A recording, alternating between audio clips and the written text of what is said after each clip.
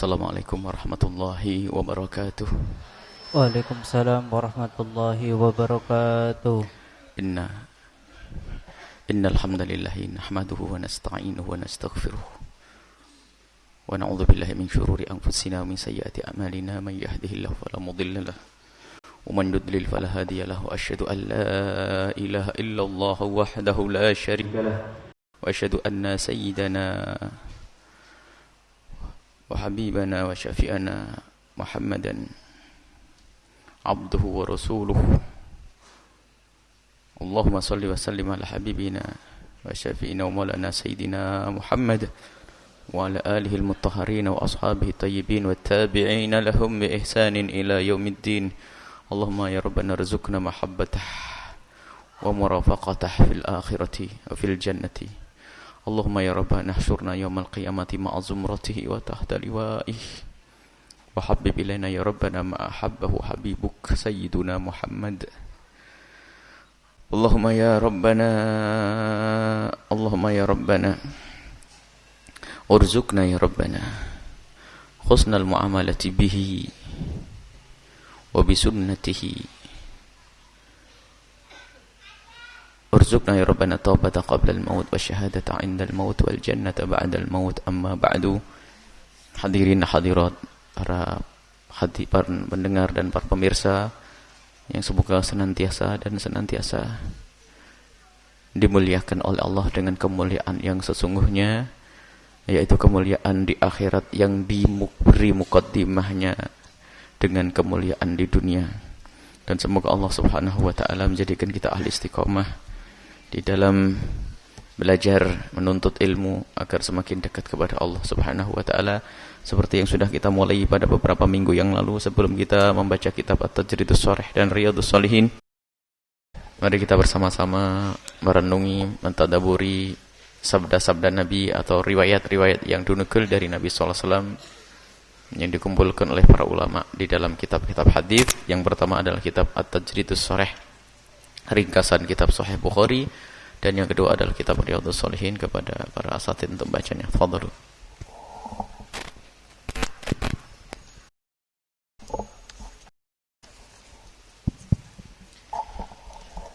Bismillahirrahmanirrahim. Qala al-musannif rahimallahu ta'ala wa nafa'ana bihi wa bi'ulumihi fid dharain amin. Ila an qala an Abi Hurairah radhiyallahu an qala sallaitu khalfa Abi al-Qasim al-Atamah faqara'a idha as-samaa'u shaqqat fasajada fala azalu asjudu biha hatta alqah. An Abi Hurairah radhiyallahu anhu qala sallaitu khalfa Abi al-Qasim al-Atamah faqara'a idha as-samaa'u shaqqat fasajada fala azalu asjudu biha hatta alqah. An Abi Hurairah radhiyallahu anhu qala sallaitu khalfa Abi al-Qasim sallallahu alaihi wasallam al-Atamah faqara'a idha as-samaa'u shaqqat fasajada fala azalu asjudu biha hatta alqah. Sekalian ada lanjutnya Pak Daud setelahnya.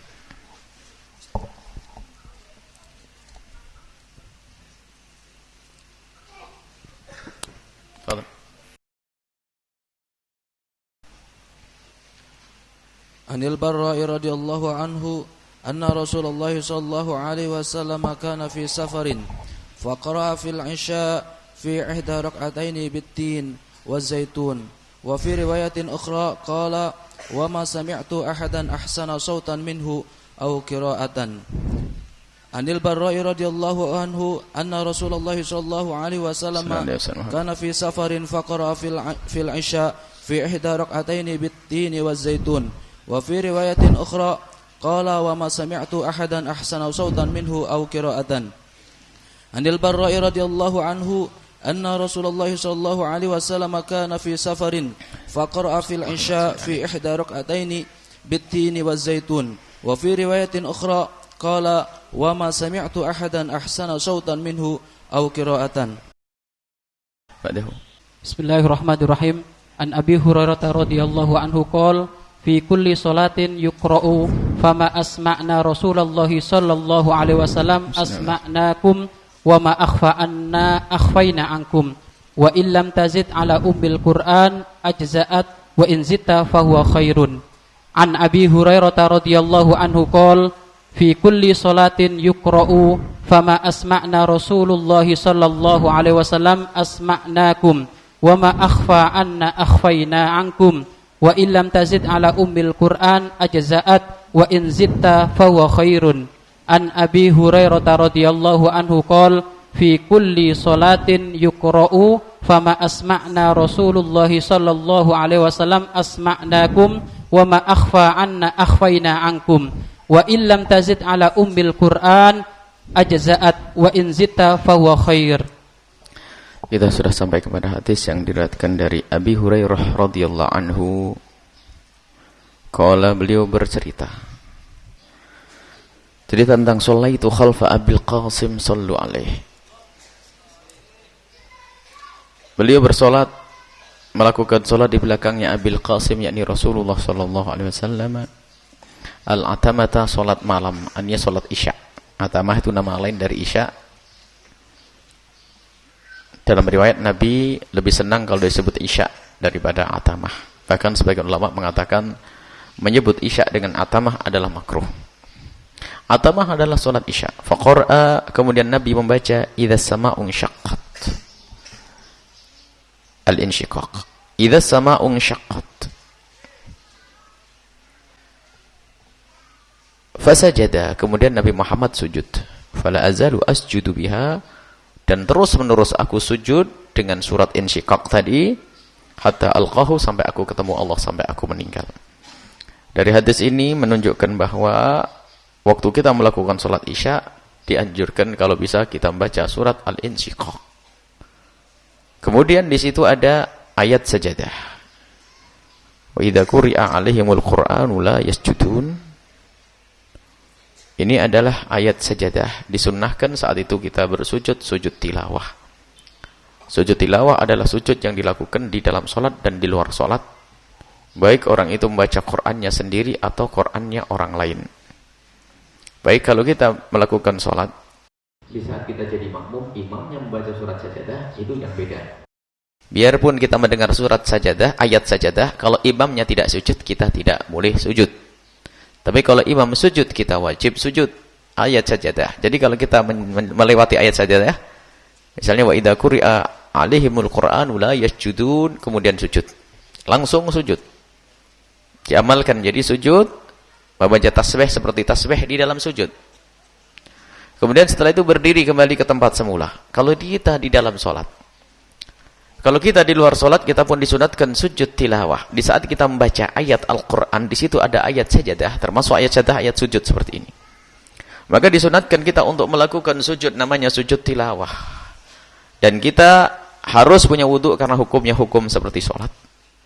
Menurut mazhab Imam Syafi'i yang dikukuhkan, ulama Syafi'iyah yang dikukuhkan adalah ulama Syafi'iyah, bukan Imam Syafi'i. Ulama Syafi'iyah yang dikukuhkan adalah dengan takbiratul ihram dan salam. Ya, ini mendapat ulama Syafi'iyah yang dikukuhkan adalah dengan memulai dengan takbiratul ihram. Di saat kita di luar salat, misalnya kita melewati ayat sajadah seperti ini, langsung kita takbiratul ihram, menghadap ke kiblat, menutup aurat seperti waktu kita dalam salat, takbiratul ihram, kemudian melakukan sujud sekali. Setelah itu kita berdiri dari bangun dari sujud, kemudian assalamualaikum. Memang ada riwayat dalam mazhab Imam Syafi'i. Imam Syafi'i yang mansus, yang dinaskan oleh Imam Syafi'i adalah tidak pakai takbiratul ihram dan tidak pakai salam, dan itu sesuai dengan mazhabnya Imam Ahmad ibn Hanbal. Jadi kalau kita melihat orang sujud tilawah kok langsung sujud saja, itu sah-sah saja.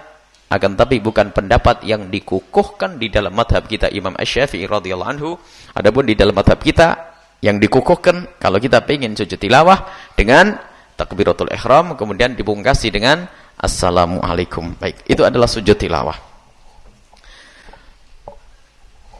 Baik, dan di saat orang tidak bisa membaca melakukan sujud tilawah, maka hendaknya dia berzikir membaca al-baqiyatus shalihah, subhanallah, alhamdulillah, wa la ilaha illallah, wallahu akbar, di saat kita berada di luar sholat. Maksudnya bukan di dalam sholat. Kali ini di dalam sholat. Jadi disunnahkan kalau kita membaca surat ini untuk kemudian kita melewati ayat sajadah ini, kita untuk sujud tilawah. Dan beliau Sayyidina Abi Hurairah radhiyallahu anhu, beliau bercerita bahwasanya aku selalu melakukan ini sampai aku mati. Baik. Jadi ada beberapa surat yang memang ada anjuran dari Nabi untuk membacanya. Kalau kita tidak membaca surat Insyiqaq juga boleh. Cuman kalau kita membaca surat Insyiqaq, kita mendapatkan kesunahan di atas kesunahan. Kemudian Anil Barra radhiyallahu anhu, diriwayatkan dari Barra, Sayyidina Barra radhiyallahu anhu, anna Rasulullah, sesungguhnya Rasulullah sallallahu alaihi wasallam, sallu alaihi, pada kurang selawat. Selawatnya yang semangat. Kana fi safarin. Rasulullah berada dalam bepergian. Faqara al-isya'a, kemudian di waktu salat isya, qara'a membaca fil isya'i, salat isya, fi ihdar raka'ataini, di salah satu dua rakaat itu, bittini waz zaitun, antara surat tini waz zaitun. Disunahkan baca tin waz zaitun. Kalau digabungkan baca yang satu Insyiqaq, satunya lagi apa? Wattini waz zaitun, ihdar raka'ataini. Wa fi riwayatin ukhra, dalam riwayat lain bunyinya begini, wa ma sami'tu ahadan ahsana sautan minhu. Kata Sayyidina Bara, aku tidak pernah mendengar seorang yang suaranya lebih bagus dari Rasulullah. Au qira'atan, lebih bagus bacaannya dari Nabi. Tentu enggak ada yang melebihi dari Nabi sallallahu alaihi wasallam kefasihan. Afdalu man afsahu man naqtaqa bid-dhad, istilahnya Nabi itu kalau mengucapkan dhad itu paling fasih ya. Jadi orang paling fasihnya lidah adalah lidahnya Nabi sallallahu alaihi wasallam, maka bacaan yang paling bagus otomatis adalah bacaan beliau. Baik. Wa Nabi Hurairah, dari Sayyidina Abi Hurairah radhiyallahu anhu qala, beliau berkata tentang fi kulli sholatin, tentang salat. Yukra. Fi kulli sholatin yukra, tentang apa yang dibaca setiap salat. Fi kulli sholatin yukra, tentang sesuatu yang fi kulli sholatin, dalam setiap salat, yukra, dibaca. Beliau berkata, fama asma'ana, ainnya di fathah, fama asma'ana Rasulullah, apa yang diperdengarkan kepada kami oleh Rasulullah, wasma'nakum, aku berdengarkan kepada kalian. Kejujuran di dalam menukil, tidak usah dirubah-rubah. Riwayat yang diperoleh dari Nabi seperti itu, ya seperti itu. Yang dilakukan Nabi, ya dilakukan. Itulah kelebihan sahabat Nabi dalam ittiba, mengikuti Nabi. Fama asma'ana Rasulullah asma'nakum, apa yang diperdengarkan oleh Rasul kepadaku, maka kepada kami akan kami perdengarkan kepadamu, wahai sahabatku. Wa ma akhfa'anna, apa yang disembunyikan oleh Nabi, akhfaina ankum, aku sembunyikan. Yang dilirihkan aku lirihkan, yang dikeraskan aku keraskan. Jadi masalah mengeraskan suara waktu sholat malam itu dinukil dari Nabi SAW. Karena di sini Abi Hurairah bercerita, apa yang aku dengar, aku yang diperdengarkan Nabi kepadaku, maka waktu aku melakukan sholat, aku juga perdengarkan. Aku niru Nabi. Wa ilam tazid ala ummil Qur'ani ajza'at. Kalau engkau tidak menambah dari ummul Qur'an, kalau engkau sekedar baca Fatihah saja, lam tazid, kau tidak menambah dari Fatihah. Kalau engkau di dalam sholat itu kok cuman baca Fatihah saja, waladhdallin amin, langsung ruku, adza'at, maka bacaan itu mencukupi, sudah sah. Kalimat ini menunjukkan bahwa surat-surat yang dibaca ini sunnah hukumnya. Wa in zitta fa huwa khair, kalau kamu mau menambah dengan surat-surat, yakni setelah Fatihah kamu menambah kayak watin dari Insyiqaq atau surat-surat yang lainnya, Falaq Binas, itu adalah sunnah. Sunnah di dalam fardu, maka termasuk sunnah di dalam sholat sunnah. Maka ada sebagian ibu ketinggalan, sebab ada amalan dari kiainya itu, saya harus membaca ayat ini, gimana kalau ketinggalan, lupa, ya sudahlah, sah-sah saja. Di dalam sholat fardu saja sunnah, apalagi di dalam sholat sunnah. Baik, ini adalah masalah bacaan. Jadi bacaan-bacaan ini semua yang selama ini alhamdulillah kita lakukan, semuanya didukil dari Nabi SAW. Dan begitulah para sahabat Nabi di dalam kedisiplinan mereka mengambil ilmu dari Rasulullah SAW. Yang beliau diperdengarkan, yang disembunyikan. Sehingga nanti ada sholat jahriyah, sholat yang dikeraskan itu diambil dari Nabi, dan sholat yang disembunyikan, siang hari sembunyi, Malam hari keras 2 rakaat yang pertama. Itu semua diambil dari Nabi sallallahu alaihi wasallam. Baik, kita sebelum masuki kitab Riyadhus Shalihin, ada sedikit masalah fikih korban yang insyaallah akan kita sambung juga pada pertemuan yang akan lalu, sebab fikih korban lumayan agak panjang. Ringkasnya saja bahwasanya yang namanya korban itu sunnah yang sangat dikukuhkan menurut 3 madhab. Madhab Imam Syafi'i, madhab kita, madhab Imam Ahmad bin Hanbal dalam salah satu riwayatnya, kemudian Imam Ahmad dalam satu riwayatnya, dan jumhur madhab Hambali, dan juga madhab Imam Malik rahimahullahu ta'ala. Jadi yang namanya korban itu sunnah yang sangat dikukuhkan. Yang mengatakan wajib hanya madhab Imam Abu Hanifah. Imam Abu Hanifah mengatakan korban itu wajib bagi yang mampu tentunya. Yang tidak mampu tidak wajib. Termasuk masalah kesunahan pun bagi yang mampu. Yang mengatakan wajib berdalih, yang mengatakan wajib berdasarkan perintah fasholli li rabbika wanhar. Salatlah engkau kepada Tuhanmu salat hari raya Idul Adha, wanhar, dan sembelihlah. Yang mengatakan sunnah juga pakai ini hujahnya. Kalau di dalam wanhar dan sembelihlah korban, ini perintah dari Allah di dalam Al-Qur'an. Karena ini perintah, maka melakukan sembelihan korban adalah wajib menurut Imam Abu Hanifah. Dan kita madhab Imam Syafi'i juga pakai ayat itu. Karena menyembelih korban itu dibarengkan dengan salat hari raya Idul Adha, fasholli li rabbik. Salatlah engkau kepada Tuhanmu. Dan salat Idul Adha sepakati orang adalah sunnah, bukan wajib. Salat wajib hanya 5 waktu saja. Berarti yang digandeng dengan sunnah adalah sunnah. Baik, menurut jumhur ulama selain madhab Imam Abu Hanifah, bahwa melakukan korban hukumnya sunnah yang sangat dikukuhkan. Dan ada 2 sunnah yang nama sunnah ainiyah, dihimbau bagi orang per orang yang mampu hendaknya korban. Kalau tidak mampu melakukan sunnah ainiyah, maka lakukanlah sunnah kifayah. Sunnah kifayah artinya apa? Satu keluarga diwakili 1 orang nyembelih. Nah itu. Jadi jangan sampai di rumah kita tidak ada sembelihan korban. Nah, ini diupayakan seperti ini. Jadi jangan sampai seperti kesalahpahaman di masyarakat, kalau sudah namanya korban itu, kalau sudah korban sekali itu ya sudah beres. Padahal disunnahkan korban itu kapan kita melewati hari raya Idul Adha. Setiap tahun. Kalau kita melewati hari raya Idul Adha, ya setiap kali kita melewati hari raya Idul Adha, ya saat itu kita disunnahkan untuk berkorban. Kesalahpahaman di masyarakat itu korban cukup sekali, sehingga pertanyaan sering terjadi, kalau saya belum korban terus belum akikah. Nah, ini biasanya begitu. Itu menunjukkan kalau korban itu difahami hanya sekali sunnahnya. Korban sunnah setiap saat kita melewati hari raya Idul Adha, disunnahkan. Sehingga ada Pak Haji ditangi, Pak Haji korban, kata panitia masjid, panitia korban. Kata Pak Haji, wah alhamdulillah saya sudah korban. Kapan Pak Haji? 10 tahun yang lalu. Musibah. Karena keyakinan yang salah ini. Jangan disalahkan orang awamnya. Orang awam yang ikut, biasanya ikut siapa? Kan gitu ya. Pembimbing-pembimbing itu. Jadi ini sunnah disunnahkan kepada orang per orang. Jadi bersita-citalah kita setiap hari Idul Adha bisa menyembelih korban untuk orang per orang kalau bisa. Kalau tidak paling tidak, kalau tidak bisa orang per orang, sunnah kifayah nyembelih 1 atau 2 untuk keluarga. Dan Nabi menyembelih 2 korban. Dhuha bi kabsyaini amlahaini akranai. Nabi menyembelih kambing yang bagus tuh, kayak putih bagus, kemudian bertanduk, maksudnya gede, 2. Dan beliau menyembelih hadhi udhiyati wa ahli baiti, ini adalah sembelihan korbanku untukku dan keluargaku. Ini menunjukkan namanya sunnah kifayah, 1 orang mewakili yang lainnya. Jadi menyembelihnya 1 atau 2 diniatkan untuk semuanya. Baik, kemudian hukumnya itu tadi sunnah yang dikukuhkan.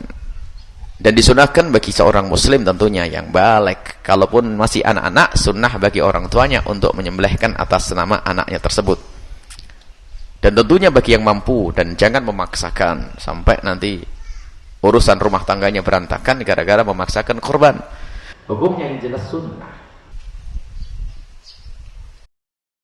Dalam banyak surat Al-Quran disebutkan ya, walikulli ummatin ja'alna mansakan liyadhkuru ismallahi ala ma razaqahum min bahimatil an'am. Setiap umat ada ibadah-ibadah agar mereka bisa ingat kepada Allah Subhanahu wa taala. Ibadah dalam bentuk mengeluarkan rizki yang telah Allah berikan, seperti nyembelih korban. Dan paling bagusnya kalau bisa unta. Kalau setelah itu sapi, ada ya kambing lah ya. Adapun syarat-syarat kesempurnaan itu hendaknya ya umurnya itu yang mencukupi. Kalau biasanya selama ini yang kita dengar adalah harus poel kalau bahasa Jawa Timur itu, barangkali sebab yang mendengar radio ini juga dari Jawa Timur. Itu menunjukkan bahasanya umurnya sudah sampai, umurnya gede. Jadi ternyata inti yang dituju adalah kegede-gedenya. Biarpun poel, bertanduk tapi kurus, kering. Harganya cuma 200.000. Wah, saya punya kambing poel, jatuh giginya dan tanduknya gede. Rumah betul, tanduknya lebih gede daripada kambingnya ini ya kan. Jadi tanduk dan sebagainya itu yang disebut oleh Nabi SAW, tapi bukan sebagai syarat. Dan termasuk unik lagi adalah harus laki-laki. Laki-laki krempeng ya, kambing laki-laki tapi kurus ya. Jadi tidak ada masalah, bukan suatu yang terlarang dan bukan tidak sah kalau nyembelih kambing perempuan. Nah, cuman katanya tukang penjual kambing itu kalau sapi laki, sapi perempuan, sapi laki, kambing perempuan, kambing laki, kambing betina ke perempuannya. Kambing betina sama sapi betina itu tidak laku. Padahal tidak. Jadi syaratnya adalah umurnya mencukupi. Kalau umur mencukupi, kalau kambing itu jangan kurang 1 tahun. Sebab kalau kurang 1 tahun biasanya kecil ya. Itu adalah kira-kira umurnya. Kalau sapi itu ya 3 tahun lah, Masya Allah gitu. Kalau unta 4 tahun, 5 tahun, 6 tahun, itu perkiraan umur. Biasanya di umur begitu sudah bertanduk dan besar. Kemudian hendaknya syarat-syaratnya itu jangan sampai yang matanya picek, sehingga kalau matanya picek itu rebutan makanan kalah jadi kurus. Atau korengan, sebab korengan itu menjadikan sapi tidak bisa gemuk, kambing tidak bisa gemuk, karena apa? Mikir gatel itu sendiri menjadikan dia tidak makan. Betul itu. Kalau mikir gatel, yang lain pada makan dia korek garuk gitu ya. Baik ya. Kemudian jangan sampai yang pincang itu ketinggalan, yang lain sudah makanan hijau di sana. Intinya mengarah ke situ. Coba kalau diperhatikan tuh, jangan pincang, jangan korengan, jangan yang otaknya memang sapi sudah bahlul dari dulu ya. Cuman ada disebutkan jangan sampai otaknya enggak. Ya ada kok sapi goblok itu kayak ada. Memang ada sapi pinter kan. Tapi begitulah maksudnya, yang ada kan yang pelolong begitu tok ya. Itu sehingga berebut makan tidak bisa, nggak bisa gede itu. Sehingga sampai Nabi arba'un la tujzi'u fihi al-adhahi. 4 hal yang menjadikan tidak sah korban itu untuk kesempurnaan itu. Apa itu? Al-aura, matanya itu picek atau al-bayyin auruha, yang sangat jelas-jelas ya. Picek yang menjadikan bermasalah untuk mencari makan, atau yang sakit-sakitan. Arja al-bayyin arjuha, yang pincang dengan jelas. Al-ajfa, dia termasuk ya, dia kayak tadi yang kita katakan korengan dan segala macam. Itu kan menjadikan tidak konsentrasi untuk makan, itu menjadikan apa? Sapi itu adalah, kambing itu menjadi kurus kering. Jadi intinya yang diinginkan pokoknya seger buker yang bagus. Pilihan korban itu pilihan kalau bisa. Kalau kita punya kambing 1, 2, 3, 4, 5, ambil yang paling gede, gitu caranya. Sudahlah. Ambil yang paling gede. Adapun waktunya adalah dalam hadis yang diriwayatkan oleh Imam Muslim rahimahullahu taala, waktu penyembelihan korban adalah awwalu ma nabda'u bihi yaumana hadza nusalli tsumma narji fanhar. Melakukan salat, setelah itu kembali menyembelih korban. Jadi korban itu setelah salat hari raya Idul Adha. Menurut madhab Imam Syafi'i yang dikukuhkan, sholat hari raya Idul Adha. Baik. Faman fa'ala dzalika faqad asaba sunnatana. Nabi menjelaskan yang melakukan korban setelah sholat hari raya Idul Adha, dia telah benar-benar menjalankan sunnah korban. Wa man dzabaha qabla dzalik, yang buru-buru karena takut waktunya enggak cukup, ada disembelih di malam hari. Ada kan? Ada katanya di Cirebon. Ya sudahlah.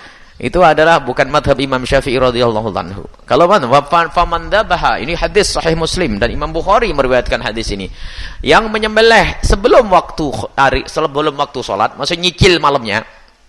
Ada nyicil malamnya, fa innama huwa lahmun, itu hanya sekedar daging qaddamahu li ahlihi, yang dihadiah, yang diberikan keluarganya. Itu seperti sembelihan biasa. Seperti sembelihan biasa, dapat pahala tapi tidak seperti pahalanya korban. Laisa minan nusuki, bukan korban, itu hanya sekedar ya sembelihan bisa. Laisa minan nusuki fi syai'in ya. Jadi ini adalah yang diambil oleh mazhab Imam Syafi'i radhiyallahu anhu. Jadi sembelihan korban itu kapan? Mulai dari setelah melakukan sholat hari raya Idul Adha sampai memanjang waktunya hari tasyrik yang ke-1, ke-2 dan ke-3 sampai terbenam matahari. Jadi nyicil boleh. Hari ini tak taunya waktu setelah hari raya Idul Fitri Adha, kau ngelihat orang banyak nyembelih korban terketuk hatinya beli, hari itu masih bisa. Hari raya yang pertama bisa, hari tasyrik ini hari tasyrik itu hari raya kedua, ketiga, keempat. Hari raya keempat itu hari raya ketiga tasyrik. Kemudian dia selebihnya adalah jangan sampai ada ditunda pembagian korban di saat masih ada orang yang membutuhkannya. Di saat masih ada orang membutuhkannya, kiri kanan kita butuh, maka tidak diperkenankan kita menundur sampai terbenam matahari di hari ke tasyrik. Jadi jangan sampai ditunda. Sampai kecuali yang sudah diberikan. Maka Nabi mengatakan, faddakhiru, simpanlah daging kambing korban itu adalah yang sudah nyampe kepadamu. Jadi yang sudah dibagikan, yang bukan direncanakan dibagikan kepada orang. Kalau yang akan dibagikan ke orang, maka bagikan waktu hari tasyrik itu. Kalau sudah nyampe kepadamu, maka sudah kau simpan. Atau yang sunnah kifayah tadi, dianjurkan kita dibagi 3 paling tidak. Lebih banyak yang dikeluarkan lebih bagus. Sepertiga misalnya dibagikan untuk orang yang ada, untuk fakir miskin, yang sepertiga disembelih, sepertiga untuk tamu-tamu yang bakal datang, sepertiga lagi untuk anak dan keluarganya. Maka ini sepertiga ini oleh yang faddakhir itu di sini. Faddakhir di sini ya sudah, sepertiga tidak rencana saya bagikan memang untuk anak-anak saya, itu boleh dibuat dendeng dan seterusnya sampai esok hari. Tapi yang sudah dibagikan ke masjid, yang sudah diantarkan ke masjid, wahai para pembagi-pembagi, jangan sampai ditunda pembagiannya sampai keluar hari tasyrik. Tapi kalau sudah nyampe ke ibu simpen untuk hari raya tahun depan juga boleh. Koseng tok, masukin lagi koseng, penting baunya tok. Itu boleh sampai tahun depan. Baik ya, itu saja. Itu adalah masalah ringan, masalah korban. Dan mari kita semuanya rindu untuk korban dan pahalanya besar di hadapan Allah Subhanahu wa taala, dan itu sunnah Nabi sallallahu alaihi wasallam. Akan tapi memang juga banyak riwayat-riwayat tentang korban yang tidak benar dari Nabi sallallahu alaihi wasallam, dan biasanya sering banyak digembar-gemborkan oleh orang. Bahkan banyak riwayat-riwayat hadis palsu tentang keutamaan korban. Maka kami tidak menghadirkan itu. Yang jelas dari ayat-ayat tadi, Quran, ayat-ayat dan hadis Nabi, kalau Nabi melakukan sendiri, nyembelih sendiri, itu menunjukkan bahwasanya itu adalah mulia, itu adalah keutamaan korban. Dan hendaknya memang kalau bisa, sunnatnya adalah sunnahnya. Kalau orang yang mau berkorban itu, kalau sudah masuk tanggal 1 Dzulhijjah, bukan wajib, kecuali mazhabnya Imam Ahmad bin Hanbal. Disunnahkan kita itu untuk tidak memotong rambut dan kuku kita waktu kita masuk 1 Dzulhijjah. Sunnah bagi orang yang mau berkorban untuk menyerupai orang yang lagi melaksanakan ibadah haji ini. Sebab kalau kita melaksanakan ibadah haji, termasuk keharaman bagi orang yang haji cabut rambut, cabut bulu, cabut kuku, potong kuku. Maka disunnahkan kalau kita hendak berkorban, siapapun yang hendak berkorban, hendaknya ia meninggalkan motong rambut, motong kaki. Idza ra'aitum hilal dzulhijjati, kalau engkau menemukan hilal dzulhijjah, maka hendaknya kalian itu apa? Wa arada ayyudhhiya, dan menginginkan untuk menyembelih korban, falyumsik, hendaknya dia menahan an sya'rihi, dari motong rambut, wa adhafirihi, dan kuku-kukunya. Jadi itu disunnahkan. Kemudian sunnah yang kedua adalah kalau bisa nyembelih sendiri, kalau bisa. Ya, paling tidak nanti menyaksikannya kalau bisa, tapi jangan dipaksa. Ada sebagian wanita mulia yang tidak ingin keluar rumah, ya sudah di rumah saja, lebih mulia daripada nongol-nongol di tempat korban, nanti disaksikan oleh orang. Tapi menyaksikan adalah sunnah. Baik, ini saja. Semoga Allah memberikan pemahaman kepada kita tentang korban. InsyaAllah setelah ini bergegas untuk korban, ya carilah. Kalau paling tidak nanti berencana tahun depan. Sekarang miara kambing kecil, InsyaAllah tahun depan sudah gede. Jadi setiap rumah bisa nyembelih korban, ya. Setiap rumah bisa ngerasain kambing. Jadi jangan kambing 6 on, anaknya 6. Kambing 6 on, anaknya 6. Lah ini kan pembagian di tempat kita. Kalau di negeri yang sudah marak, sudah ngerti tentang korban itu, Jadi ngerti sunnah kifayah tadi, setiap rumah itu nyembelih korban. Jadi kalau ngasih itu nggak ada, bukan nam-on. Kita kalau waktu dulu di sana, waktu sekolah itu, kita itu dianggap kalau keluarga itu dikirimi. Jadi kalau orang nanti ngomong, ya nanti saya kirim korban, daging korban. Oh iya, kebayang di Indonesia itu. Kalau di Indonesia kan kebayang kalau kita dikirimi orang daging korban, ya paling ya, plastik kresek gitu. Kreseknya kresek mangli kecil itu ukurannya, sudah dipilih itu. Tapi di sana enggak, separuh kambing. Separuh kambing, seperempat kambing, separuh kambing gitu ngasih. Jadi memang beda kayak gitu. Karena budaya korban itu sudah umum di sana. Sehingga di masyarakat Arab sana tidak semuanya, tapi yang namanya hari raya Idul Adha itu hari raya besar agung itu betul-betul agung. Jadi lebaran agung itu sembelihan kambing sana sini enak. Baik ya. Inilah yang bisa kami hadirkan. Mari kita baca kitab Riyadhus Shalihin, wallahu a'lam bissawab.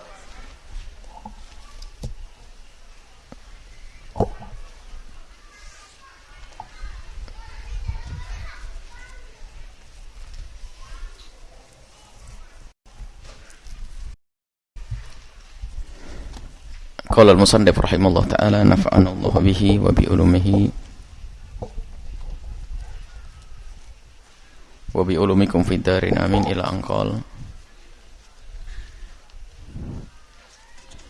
Kita sudah sampai kepada bab baru.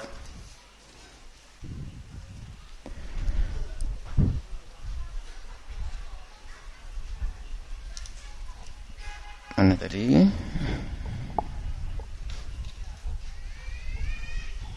Babul infak mimma yuhibbu wa minal jayyidi. Infak dari sesuatu, qala al-musannif rahimahullah ta'ala nafa'ana Allah bihi wa bi ulumihi wa bi ulumikum fid darami ila anqal. Kalau mau berinfak itu hendaknya dari ini, hebat ini, kelas. Dari yang ia cintai dari sesuatu yang baik. Anu nak, kamu pilih nak. Yang jelek-jelek nanti kasihkan ke orang. Yang jelek-jelek kasihkan ke orang. Nah ini bukan begitu cara infak, subhanallah.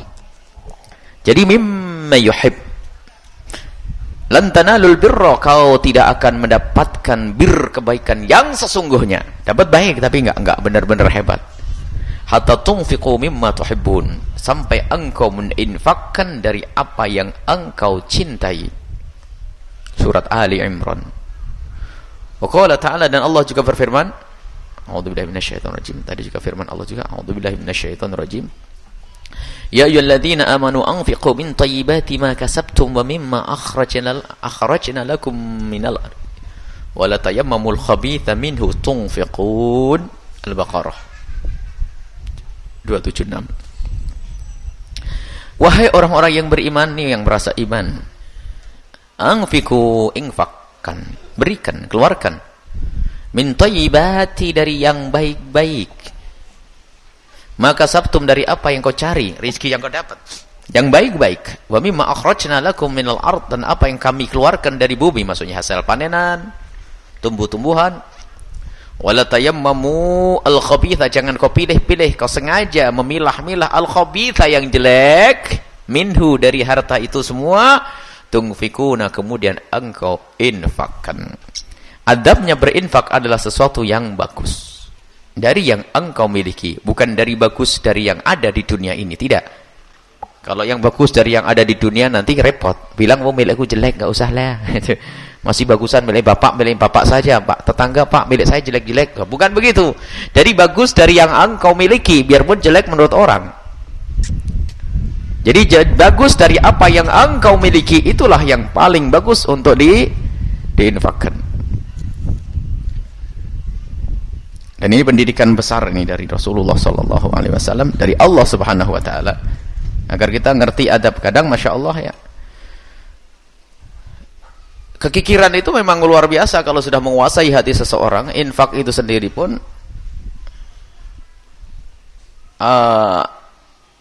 jika tidak ada keuntungan yang kembali. Jadi maratibul bukhul itu macam-macam. Maratibnya orang pelit itu macam-macam.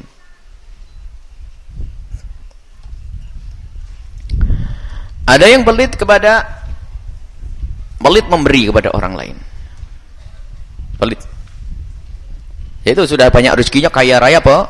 Pelit. Itu martabat. Miliknya tapi pelit. Ini martabat ya. Ini jelek sudah. Ada lebih jelek lagi. Pelit sama miliknya orang sudah. Zakat nggak mau ngasih. Itu maratib. Padahal tahu miliknya orang lain. Bahkan sampai ada pelit lagi yang martabatnya tinggi, nggak seneng ada orang lain berinfak gitu. Allah. Bahkan pelitnya itu bukan di alam nyata, di alam khayal. Kalau ditanya, ibu, jujur bu, kalau ibu dapat duit 1 miliar digunakan untuk bodoh semua, boleh enggak bu? Masih mikir bagaimana? Ini masih belum ada duit, masih mikir nih. Dapat duit 1 miliar untuk bangunan pondok, bagaimana? Bener loh bu, dapat lah ya. Nanti dapat lah ya. Masih mikir, ya 1 miliar. Jadi pelitnya sampai sesuatu yang belum diwujud. Jadi pelit pun sudah dihayalkan ke depan tuh ada orang jadi. Makanya jadi ada kepelitan tuh macam-macam. Makanya yang pelit paling dahsyat adalah yang tidak mengeluarkan kewajibannya. Kayak zakat itu pelit di atas pelit ya. Itu miliknya fakir miskin ternyata tidak dikeluarkan. Lah, orang dermawan juga maratib. Dermawan yang luar biasa adalah itu tadi. Sesuatu yang paling dicintai ternyata mudah diberikan dan diinfakkan. Wah, ini pangkat tinggi, tidak semua orang bisa seperti ini ya. Kalau punya 2 rumah, misalnya 1 rumah bagus, rumah jelek, ini yang bagus adalah saya infakkan fi sabilillah, di jalan Allah, untuk lembaga. Lah ini man. Kalau ada, waduh hebat, ini langsungnya sanding dengan Nabi SAW. Dan tapi jangan dianggap tidak ada manusia zaman sekarang. Ada orang-orang semacam itu. Jadi memberikan kepada orang itu yang terbaik, atau untuk jalan Allah itu yang terbaik, kudaku yang terbaik, ontaku yang terbaik, kebunku yang terbaik, rumahku yang terbaik.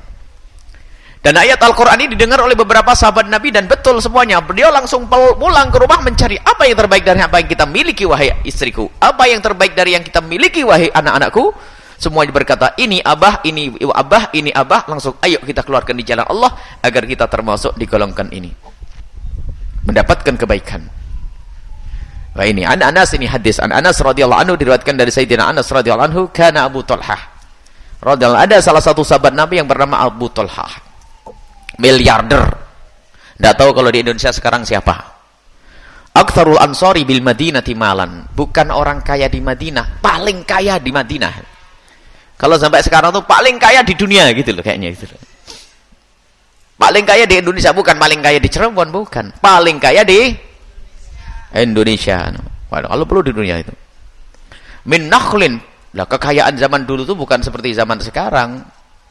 Tapi dalam bentuk kebun. Jadi kalau orang dulu punya banyak kebun adalah orang kaya. Orang punya banyak ternak adalah orang kaya. Wa kana habbu amwalihi ilaihi bayraha. Wa kana, dan ada, ahabbul amwali ilaihi bayraha. Harta yang paling ia cintai adalah bayraha. Kebun bayroha. Itu nama kebun. Kebun yang namanya diberi nama bayroha, kebun. Wa kanat mustaqbilatal masjidi, ngadep ke masjid. Samping masjid, samping pondok, samping madrasah, samping tempat kebaikan. Nah ini dengan harapan ini bakal berguna untuk kebaikan. Samping masjid. Mustaqbilal masjidi. Wa kana Rasulullah, dan Nabi Muhammad SAW yadkhuluha, sering masuk ke kebun itu, wa yashrabu min ma'in fiha tayyibin, dari ma'in tayyib, karena di situ ada air yang tawar, yang enak. Jadi Nabi sering masuk ke tempat itu dan minum. Tapi Nabi tidak mengambil bawa pulang. Nah, ini memang dihimbau, disunnahkan memang. Mohon maaf ini bukan langsung nanti biar Buya diperkenankan masuk keluar masuk kebunnya orang lalu comot-comot begitu. Dihimbau memang ini anjuran bahwasanya tuh ini kalau ini bukan tidak apa-apa, kalau Nabi kan berkah, para ulama berkah ini. Jadi dihimbau kalau kita punya kebun, kemudian termasuk mohon maaf dilakukan rumah dan sebagainya, itu membuka pintu lebar-lebar untuk orang-orang soleh agar dimasuki rumahnya atau kebunnya. Dan mereka insya Allah nggak akan bawa karung. Ya untuk kalau mau silahkan makan, kalau mangga ini. Dan ini dilakukan, bahkan kita menemukan di beberapa tempat di Indonesia ini, di rumahnya Kiai atau Habib itu, orang kampung di kiri kanan ini kalau sudah acara dibuka pintunya semuanya. Kayak itu modelnya. Manggo disiapkan kue-kue. Termasuk punya kebun dipersilahkan, monggo silahkan masuk suka-suka. Tentunya ini maknanya bukan suka-suka untuk dijual. Nah ini sampai dikatakan oleh para syurahul hadis, dianjurkan, disunahkan seperti itu, sehingga agar diinjak oleh orang soleh, kemudian didoakan, kemudian buahnya dimakan. Kalau Rasulullah makannya nggak sampai kenyang ya. Kalau nawari Rasulullah mah tegel, kalau nawari orang zaman sekarang wow, bisa kacau 6 piring gitu, 7 piring. Rasulullah itu akal nama nashfa, kalau makan tidak sampai kenyang. Tapi beliau menawar Rasul bukan karena itu ya, karena ikhlas. Jadi Rasulullah sering masuk ke tempat itu dan meminum airnya. Dan bahkan riwayat kadang mengambil karena sudah diizinkan itu. Wa qala Anas, Sayyidina Anas berkata, Sayyidina Anas yang meriwayatkan hadis, falamma nazalat hadhil ayah, tatkala turun ayat ini, ayat ini, lan tanalul birra hatta tunfiqu mimma tuhibbun, kau tidak akan mendapatkan kebaikan sampai engkau bisa menginfakkan dari apa yang engkau cintai. Turun kepada para sahabat Nabi ini. Dengar ini, pada bingung mereka. Yang orang tidak punya banyak berebut dengan macam-macam, cuman yang diceritakan yang paling gede, yang berat kan yang kaya, ya kan? Kalau orang kecil, mohon maaf, tukang becak punya penghasilan sehari 20.000, infak 10.000 mah enteng. 50 per. Coba bapak-bapak yang gajinya 20 juta, infak 10 juta. Kan gitu ya. Jadi emang begitu, makanya dicontohkan yang gede. Kalau yang kecil-kecil ini untuk ini, ada untuk kalau perempuannya diberikan oleh Rasulullah, banyak kisahnya itu dalam riwayat lain. Cuman yang gede-gede ini punya bisnis 10 miliar, 5 miliar lillah untuk perjuangan Nabi Muhammad SAW. Ini terjadi, sahabat Nabi ini paling kaya di Madinah. Mendengar ayat ini turun, apa yang beliau lakukan? Qoma Abu Talha ila Rasulullah, datang kepada Nabi SAW. Ada kebun yang nempel ke kayak gini nih, kebun nempel. Alhamdulillah, subhanallah, di sini ada beberapa orang yang subhanallah Allah buka hati beliau, mulai dari yang menjual murah. Lah itu insya Allah termasuk babnya Abu Talha ini. Menjual murah, ada di belakang yang sedekah tanah samping kiri pondok diberikan ke pondok. Ini termasuk catatan. Sebab kalau sudah dekat pondok itu biasanya harganya mahal begitu loh. Kalau ditunggu dulu kan bisa mahal lagi ya. Tapi Allah buka hatinya, sudahlah saya infakkan ke pondok, atau sudah saya jual ke pondok harga murah dan sebagainya. Dan alhamdulillah sudah ada di kiri kanan pondok ini, insya Allah ahli surga semuanya. Ini dijual ke kita gampang, ini dijual ke kita gampang, ada yang memberi ke pondok, itu mudah alhamdulillah. Jadi pondok tidak kerepotan untuk pelebaran tanah. Baik, nah ini lantana datang ke Rasul, ya Rasulullah, innallaha ta'ala anzala alaika ya Rasulullah, Allah menurunkan ayat firman, nurunkan ayat kepadamu yang berbunyi lan tanalul birra hatta tunfiqu mimma tuhibbun, kalian semua tidak akan mendapatkan kebaikan sampai kalian mau mensedekahkan, meninfakkan dari apa yang kau cintai. Wa inna habba mali ilayya bayraha, dan sesungguhnya ya Rasulullah, dari hartaku itu yang paling aku cintai adalah bayraha, dekat masjid. Bener, kalau hari ini harganya berapa itu di Masjid Nabawi sana, coba. Jadi memang tempat paling mahal itu saat itu, tempat yang paling istimewa, strategis untuk bisnis, strategis untuk jualan, strategis untuk apa. Dan kalau sudah ada perkebunan dekat keramaian itu kan lihat, untuk jualannya gampang, transportasi membawa barangnya gampang. Nah, ini mahal betul itu tanah. Wa inna sadaqatun lillahi ta'ala, tiba-tiba dikatakan itu yang paling aku cintai, aku berikan untuk Allah. Nah ini yang paling bagus, kali yang paling aku cintai dari semua hartaku adalah ini, sadaqatan lillahi ta'ala, arju birraha, aku mengharap kebaikan daripada kebun tersebut, wa dukhraha, dan aku mengharap akan jadi simpanan indallah, di hadapan Allah. Jadi berpikir untuk kebaikan. Ini mana harta yang, dan ini contoh saja kalau ini di masjid, bukan itu, akhirnya apa yang kita miliki di rumah kita. Maksudnya termasuk ya, bukan berarti harus dalam bentuk barang. Aku paling cinta dengan mobil, lalu mobil diberikan, belum tentu manfaat. Tapi apa yang paling dibutuhkan, lihat setelahnya. Fadhha ya Rasulullah haitsu arakallah, letakkan ya Rasulullah sedekahku ini sesuai dengan apa yang kau lihat. Jadi ini termasuk anjuran, jika kita bersedekah jangan ngikuti akalmu, ikuti petunjuk orang-orang yang ngerti Rasulullah dan pewarisnya. Kira-kira yang paling dibutuhkan itu apa? Yang paling dibutuhkan itu apa? Untuk dakwahnya Rasulullah itu apa? Yang paling pantas apa? Dan Nabi itu selalu mengarahkan yang benar. Ada yang diarahkan Nabi untuk perjuangan, kau letakkan hartamu untuk jihad di jalan Allah. Letakkan hartamu untuk ini. Tapi Nabi itu memperhatikan juga urusan diri orang yang sedekah dan infak. Jadi jangan hanya sedekah, kalau kamu sedekah nanti kamu masuk surga, tok gitu, nggak dianjurkan yang lainnya. Sedekah, siapa yang bersedekah nanti akan diganti oleh Allah. Tapi harus ditata dong rumah tangganya. Gimana anakmu? Keluargamu seperti apa? Sudah kau perhatikan betul atau belum anak-anakmu? Jangan sampai kau banyak sedekah, anakmu terlantar, nggak makan. Jangan sampai kamu masih punya utang banyak, tak taunya sedekah. Ini pendidikan. Makanya kalau kita bersedekah kepada orang yang mengerti itu akan diarahkan yang benar. Pertama, di saat kita belum boleh bersedekah, dia akan mengatakan jangan bersedekah, karena mereka tidak ingin merenggut harta kita, mengambil harta kita. Orang soleh, orang alim atau para ulama penerusnya Nabi itu menginginkan orang itu masuk surga, bukan menginginkan hartanya masuk sakuku, bukan. Jadi yang penting ini lantana lebih rohatat, infaklah kamu di mana saja, yang penting benar. Cuman kalau kita menginfakkan di tempat yang tidak benar, tidak ada bimbingan, bisa salah. Biayai anak dari kecil sampai gede. Ini pernah yang kami ceritakan, menyantuni yatim piatu mulai kecil sampai gede, sampai ada yang dokter dan sebagainya. Ada 60 kalau tidak salah waktu itu. Orang Cirebon. Dan alhamdulillah sekarang sudah berubah baik. Waktu kami tanya, dari 60 anak yang sudah engkau sekolahkan, sudah dapat kerjaan, gelar semuanya, itu ada mana di antara mereka itu, enggak gini. Saya pengen tahu sekolahnya di mana. Oh Bu ya, ada sekolah di SMP ini, SMP itu, SMA ini, kuliah di sini. SMP itu, SMA itu, kuliah di sini. SMP ini, SMA itu, kuliah di sini. Baik. Pak Haji, saya dengar dari 60 anak yang Pak Haji sekolahkan itu, semuanya hanya masuk SD ini, SMP itu, SMA itu, kuliah di sana. Saya pengen tahu, yang sekolah agamanya di mana? Dia langsung, wah, itu kan urusan pribadi. Oh tidak.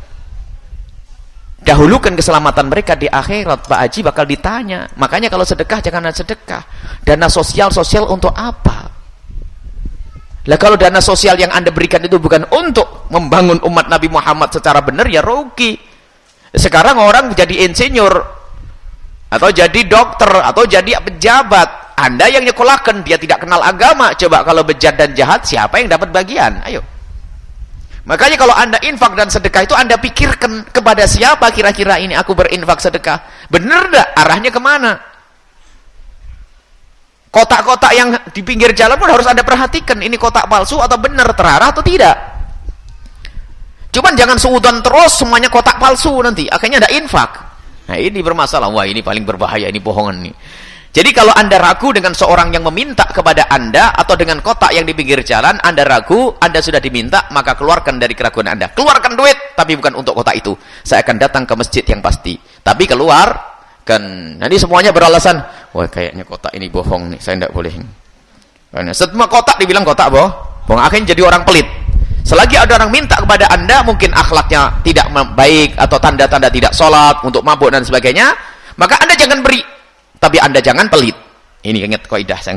Jangan beri orang yang tanda-tandanya tidak baik, jangan diberi, tapi Anda jangan pelit. Caranya apa? Saya tetap keluarkan, tapi bukan untuk dia, untuk yang lainnya. Khususnya kalau memberikan kepada orang janda-janda yang tidak menampakkan kefakirannya, orang fakir yang tidak ngerengek, yang di rumahnya Masya Allah dengan ala kadarnya, yang jarang meminta-minta, namanya afif, iffah. Itu yang perlu diutamakan dan berlipat ganda kalau kita memberikan orang sedekah seperti itu. Bukan orang yang nongol-nongol kefakirannya, dikit-dikit pinjam, minta sana keliling, pelangganan. Wah, sudah dijadwal ke Pak Haji sana bulan ini. Jadi punya jadwal nih. Sama ke kiai sana sini, ke kiai ini, nah, keliling sudah jadwal. Jadi setahun sekali ketemu dia. Assalamualaikum. Tidak begitu. Jadi jangan pelit, jangan beri tapi jangan pelit kalau orang kayak gitu. Jadi ini diberikan ke Rasulullah, ya Rasulullah, engkau yang lebih tahu ya Rasulullah, untuk apa ini? Rasulullah mencermati, Abu Talha ini kaya raya, cuman ada sedikit kekurangan, beberapa sanak keluarganya ada yang terlalaikan. Allah. Dan Nabi perhatikan. Apa disabda Nabi? Bakhin, beruntung engkau wahai Abu Talha, beruntung, bakhin, dzaka malun rabih, itu harta keberuntungan yang sesungguhnya. Beruntung kau wahai bakhin, itu atau bakhin itu keberuntungan bagimu. Dzalika malun rabih, itu harta keberuntunganmu. Maksudnya ya, untungmu ya itu. Dzaka malun rabihun, itu adalah harta yang menguntungkan betul, yani harta keberuntungan betul. Wa qad sami'tu ma qulta, aku telah mendengar apa yang kau sampaikan. Wa inni, dan aku menduga, aku wa inni, dan sesungguhnya aku berpendapat, pendapatnya Rasulullah adalah wahyu, anta ja'alaha fil aqrabin, untuk kau perhatikan sanak kerabatmu. Lah ini kan diarahkan oleh Nabi sallallahu alaihi wasallam. Jangan sampai hutangnya belum beres sedekah ke Al-Bahjah, zakatnya belum dibayari sedekah Al-Bahjah. Enggak, diarahkan dulu. Makanya ini pengarahan secara umum. Kalau sudah utang jatuh tempo, penuhi dulu utangmu, kecuali utang nanti sembayarnya tahun depan. Jadi kalau kita bersedekah di tempat yang benar, dia pun tidak akan mengambil. Ada sebagian, sampai pernah ada orang minta, sudah utang dulu nggak apa-apa, yang penting untuk bangun pondok. Loh, ntar dulu, bisa bayar enggak nanti? Ada memaksa pondoknya biar cepat gede, pondok terbagus Indonesia nanti. Tapi caranya tidak benar, bukan seperti itu. Jadi kalau orang mau bersedekah sendiri pun harus kita lihat. Kalau Anda sebagai tokoh, sebagai ustadz, orang bersedekah kepada Anda lihat. Jangan sampai dia pincang, dia sedang bersedekah tapi ternyata dia tuh teledor dengan urusan-urusan yang lainnya. Mungkin sanak saudaranya ada masuk rumah sakit nggak diobati, kemudian ada anaknya, masya Allah. Jadi perlu. Jadi kami menghimbau siapapun yang ingin bersedekah dan infak itu tolong. Kalau masalah sanak keluarga bukan harus kaya raya, paling tidak jangan makan, jangan lapar gitu loh. Jadi oleh Rasulullah diajarkan seperti itu. Padahal Masjid Nabawi juga butuh, Rasulullah juga butuh untuk perjuangan. Ngerti Rasulullah untuk perjuangan. Tapi lihat, Nabi lihat, berikan untuk kerabat-kerabatmu. Jadi sebaik-baik sedekah caranya seperti itu, Anda serahkan kepada orang yang mengerti. Ada tanya, atau mungkin orang yang mengerti. Rasulullah menyebutkan kebutuhan sehingga berebut para sahabat Nabi SAW. Rasulullah mengerti kebutuhan, menyampaikan kebutuhan. Hari ini ada peperangan di sini, siapa yang mau bersedekah? Itu dok. Tapi Nabi tidak minta-minta. Mana sedekahmu? Nggak ada. Jadi dipaparkan oleh Rasulullah, dan pewaris Rasul biasanya menyebutkan kebutuhan-kebutuhan. Dan kami bukan pewarisnya Rasul, kami niru gayanya pewaris Rasul, kami niru gayanya ulama baikun ulama. Dan alhamdulillah masyarakat itu subhanallah. Kemarin kita masih ingat ngomong masalah paralon urusan air, itu sudah beres Bu. Jadi paralon yang kita minta duitnya itu ternyata sudah beres, bahkan lebih. Akhirnya sampai karena lebih uangnya paralon, maka uang paralon nanti kita gunakan untuk melengkapi paralon yang ada di dalam ini. Enteng ternyata, padahal duit banyak. Ternyata paralon, dan insya Allah hari ini akan disempurnakan oleh warga Sendang. Ini adalah khusus, ini pemberian dari warga Sendang adalah memfasilitasi aliran air yang bakal digunakan untuk anak santri semuanya untuk berwudu, digunakan untuk anak santri untuk masya Allah untuk mandi dan seterusnya. Itu adalah amal jariah yang insya Allah terus menerus diterima oleh Allah dan tidak ada hentinya. Maka kami ucapkan terima kasih kepada masyarakat Sendang dan dari luar Sendang yang ikut-ikut di dalam mengadakan air, karena air itu paling penting ya, kehidupan itu dengan air. Dan alhamdulillah sudah beres semuanya urusan pembiayaannya. Jadi duit ibu sudah tidak laku, duit bapak tidak laku untuk paralon. Makanya kalau mau berinfak tuh bergegas, berebut begitu. Sekarang ibu bawa duit ya diarahkan ke yang lainnya. Kalau untuk paralon mah sudah habis, selesai. Nggak butuh lagi duit untuk pipa. Baik. Adapun yang lainnya masih banyak. Ada misalnya ini. Masih banyak, kalau pondok selalu berkembang. Baik. Diserahkan kepada Rasulullah, oleh Rasulullah diarahkan. Faqala Abu Tulhah, kemudian Abu Tulhah berkata, af'alu ya Rasulullah, aku akan lakukan. Faqassama Abu Tulhah fi aqribi, kemudian disampaikan kepada kerabat-kerabat beliau, wa bani ammihi, sampai ke anak pamannya. Muttafaqun alaih, hadis ini diriwayatkan oleh Imam Bukhari dan Muslim.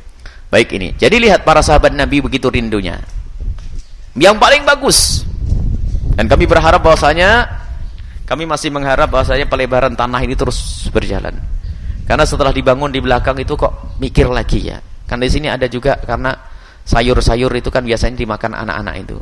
Dimakan anak-anak sayur biar vitamin terus ya.